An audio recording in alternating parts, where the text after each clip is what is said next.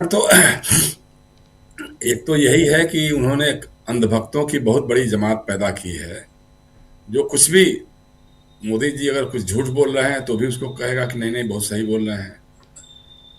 हर चीज में उनका मतलब उनका समर्थन करना ही करना है, वो उनकी एक बन गई है। दूसरा यह है कि देखिए अपोजिशन में राहुल गांधी आज तक जो कुछ भी कहते आ रहे हैं वही आगे चल के सही होता रहा है, एकदम सही बात है। लेकिन मुश्किल है कि वो एक ऐसी सेना के सेनापति हैं जिसके पास उस ढंग से लोग नहीं हैं जो आगे बढ़ करके लड़ करके उनकी बात का समर्थन करें। राहुल गांधी लगातार अकेले पड़ जाते हैं, जब वो बात करते हैं तो फिर बात सही हो जाती है, लेकिन उनके पीछे की जो फौज है वो लोग उसको लेकर के टिकअप नहीं कर पाते हैं। जैसे बिहार का ही मामला था, अभी तक न तो कोई सुप्रीम कोर्ट गया है, न कोई पटेल चौक पे धरना प्रदर्शन हुआ है। जिस ढंग की अराजकता हुई है बिहार के विधानसभा के चुनाव में, जिस ढंग का पक्षपात हुआ है बिहार के विधानसभा के चुनाव में, जिस ढंग से चुनाव आयोग ने सारे नियम कानूनों को धता बता दिया, रेलगाड़ियों में भरकर मतदाता गए वहां वोट डाले, आचार संहिता लागू होने के बाद 10,000 रुपए की रकम पहुंचाई जाती रही। अब ये लोग कह रहे हैं कि नहीं साहब वो तो ऑनगोइंग प्रोजेक्ट है।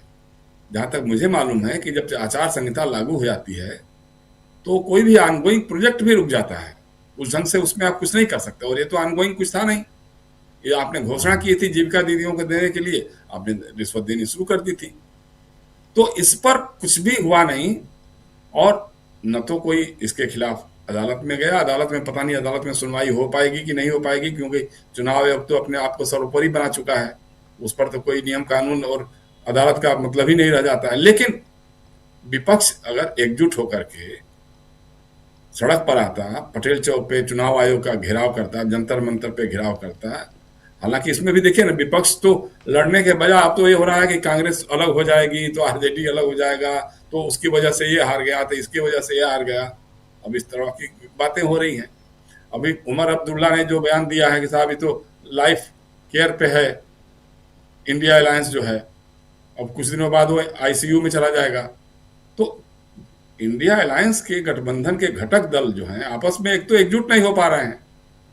अब उनको कौन एकजुट करेगा, कौन लीड करेगा, ये तो अभी तक कुछ क्लियर ही नहीं हो पा रहा है। और इस तरह का हाल रहेगा तो एक एक करके लोग छिटकते चले जाएंगे। मुझे डर लग रहा है इस बात का। बंगाल में भी है, देखिए बंगाल में भारतीय जनता पार्टी और आरएसएस की लगातार कोशिश रही है कि सांप्रदायिक ध्रुवीकरण किया जाए, तनाव बढ़ाया जाए, दंगे हों, ताकि हिंदुओं को पोलराइज करा जाए। इस बार उनके काम में दूसरे पक्ष ने भी सहयोग करना शुरू कर दिया है। भाई जिस तरह बिहार में वो कामयाब हुए हैं, सीमांचल के इलाकों में एआईएमएम के लोगों को जिस तरह से वोट मिला है, अब तो भाजपा आराम से कह पाएगी ना कि देखो ये वो मुस्लिम कट्टरपंथ की बात करने वाले हैं, उनसे हमारी लड़ाई है। अब सेकुलर का तो कोई मतलब ही नहीं रह गया वहां पे। बंगाल में भी उसी तरह की कोशिश, ये हमारा अपना, मुझे जहां तक लगता है कि जो हुमायूं कबीर जो कुछ भी कह रहे हैं वो कहीं ना कहीं आरएसएस और बीजेपी की स्क्रिप्ट को ही वो पढ़ रहे हैं। कहीं ना कहीं दोनों में कुछ ना कुछ ऐसा है, ताकि इसके बहाने, भाई बिल्कुल सही कह रहे थे हमारे मित्र कि भाई आप मस्जिद बनाइए, वहां जो उलेमा भी कह रहे हैं कि मस्जिद बनाइए, मस्जिद कहीं भी बनाइए, जगह जमीन आप ले लीजिए, खरीदिए, बनाइए, अपने चंदा चुटकी या पैसे से बनाइए, कोई दिक्कत नहीं है। लेकिन जिस नाम पे इतना बड़ा विवाद हुआ है, भाई आप में अगर हिम्मत होती तो आप कहते कि भाई सुप्रीम कोर्ट का आदेश है कि अयोध्या में राम मंदिर से कुछ दूरी पर जो बाबरी मस्जिद बनेगी, आज तक तो उसका कुछ हुआ ही नहीं, एक कदम आगे नहीं बढ़ा मामला। तो आप जाते वहां लड़ते, कहते कि भाई हाँ यहाँ बाबरी मस्जिद बननी चाहिए। तो आप बंगाल में बाबरी मस्जिद बनाने की बात कर रहे हैं, इसका मतलब कि सीधे सीधे हिंदू कट्टरपंथ को उकसा रहे हैं। एक तरह का नया जो शिगुफा शुरू हुआ है। अब इसमें ममता बनर्जी चूंकि बहुत सुलझी हुई राजनेता हैं, वो जानती हैं बंगाल के नस नस को, समझती हैं, अच्छी तरह से समझती हैं, और वो कैसे निपटती हैं इस संकट से। उनको पार्टी से तो निकाल दिया है, लेकिन उसके बावजूद तो फाउंडेशन तो रख दिया गया, नींव तो रख दी गई मस्जिद की वहां पे, और बहुत बड़ी जमात भी वहां खड़ी हो गई, बहुत बड़ी भीड़ भी हो गई। वो कौन लोग थे, जो बंगाली मुस्लिम थे या बिहारी मुस्लिम थे, देखने वाली बात हो सकती है। लेकिन मत भूलिए कि इसी बंगाल में हिंदू महासभा और मुस्लिम लीग ने मिलकर सरकार बनाई थी। फजलुल हक साहब के नेतृत्व में सरकार बनी थी, वही फजलुल हक साहब जिन्होंने लाहौर अधिवेशन में मुस्लिम लीग के अलग पाकिस्तान बनाने का प्रस्ताव पास किया था।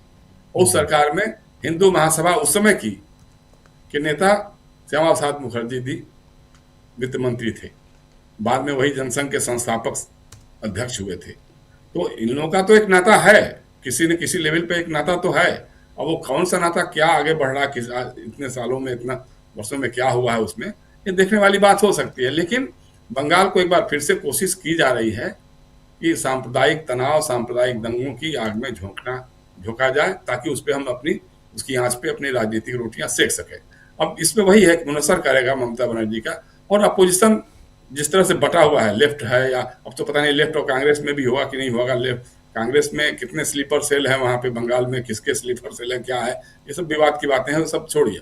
लेकिन अगर विपक्ष कमजोर होता है और जिस तरह का इनका ये है, लोकसभा के चुनाव में 240 सीटों पर सिमटने के बाद जिस तरह से बीजेपी और आरएसएस का ये है कि भाई अश्वमेध यज्ञ चला करके दिखाओ, हरियाणा जीता, महाराष्ट्र जीता, दिल्ली जीते, बिहार जीते, बंगाल भी जीत लो, और उसके बाद फिर आगे बढ़ते जाएंगे। तो वो जो है 2029 तक का, और एसआईआर के नाम पे सिर्फ बिहार में क्यों, बंगाल में भी वही सब खेल हो रहा है, उसमें भी बड़े आराम से नाम निकाले जा रहे हैं, हटाए जा रहे हैं, जोड़े जा रहे हैं अपने हिसाब से।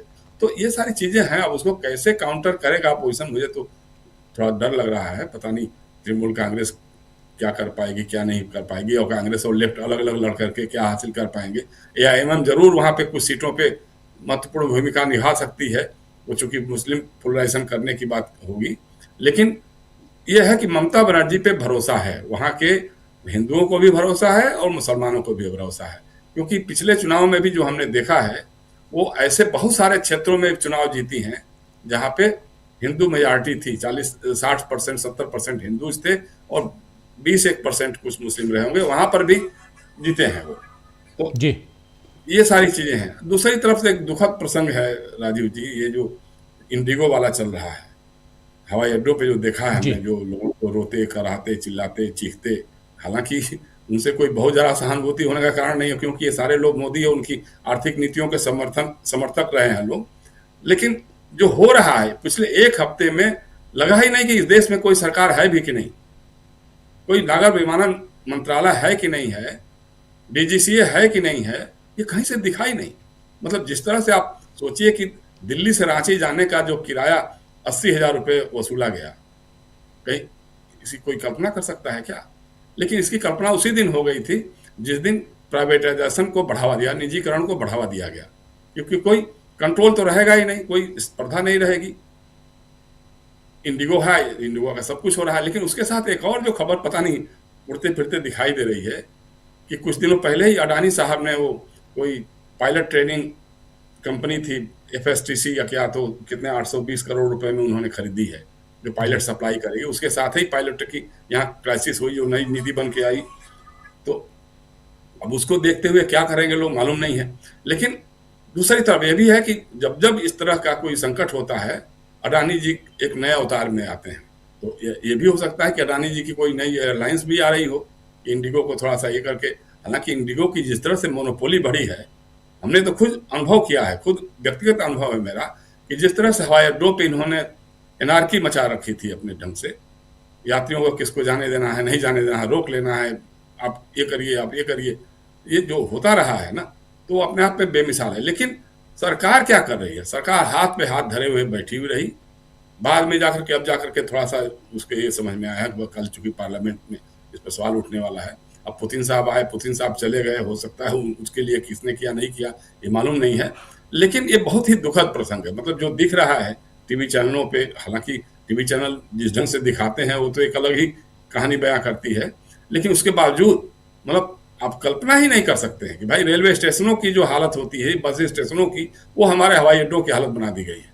और वहाँ लोग परेशान हाल में घूम रहे हैं, भटक रहे हैं, कोई जवाब देने वाला नहीं है, कोई खाना खिलाने वाला नहीं है, कोई करने वाला नहीं है।